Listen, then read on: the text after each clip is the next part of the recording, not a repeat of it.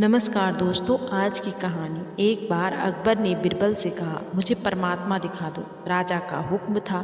बीरबल बहुत परेशान था कि परमात्मा को कैसे राजा को दिखाएं।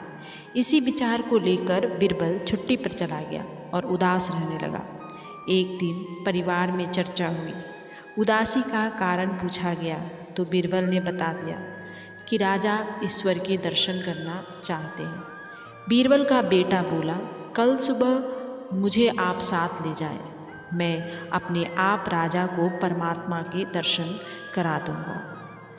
दूसरे दिन सुबह बीरबल और लड़का दरबार में पहुँचे और राजा को कहा, मेरा लड़का आपके प्रश्न के उत्तर का समाधान करेगा।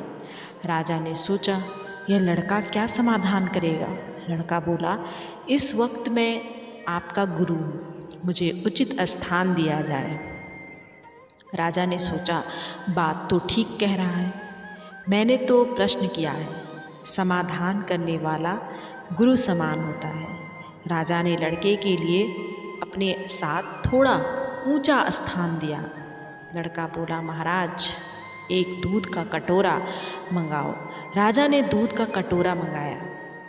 लड़का बोला, महाराज इस दूध में घी है। राजा बोला, हाँ है। लड़का बोला, पहले मुझे आप उसका दर्शन करवाओ।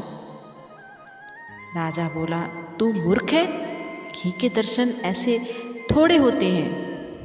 पहले दूध को गर्म करना पड़ता है, फिर उसकी दही जमाना पड़ता है, फिर उसको मघानी में रिड़का जाता है, फिर मक्खन निकलता है, फिर उसे गरम गरम कढ़ाई में डाला जाता है, फिर उसकी मैल निकाली जाती है, तब जाकर घी के दर्शन होते हैं।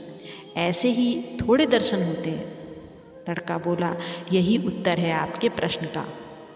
पहले इंसान को तपना पड़ता है, फिर उसको जमना पड़ता है, फिर उसको साधना करनी पड़ती है, फिर उसको ज्ञान की अग्नि में तपना होता है, फिर उस ईश्वर के दर्शन होते हैं।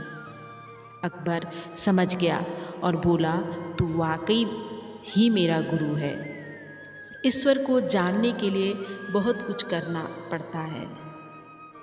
वैसे हर आत्मा में ईश्वर का अंश है और उसी को ईश्वर का रूप समझना चाहिए, तभी सुख की प्राप्ति होती है। यह भी संसार का एक नियम है। तो दोस्तों, ये थी एक छोटी सी अनमोल कहानी। ऐसी ही और कहानियों के लिए मेरे चैनल को लाइक करें, सब्सक्राइब करें। तब तक के लिए आपका धन्यवाद।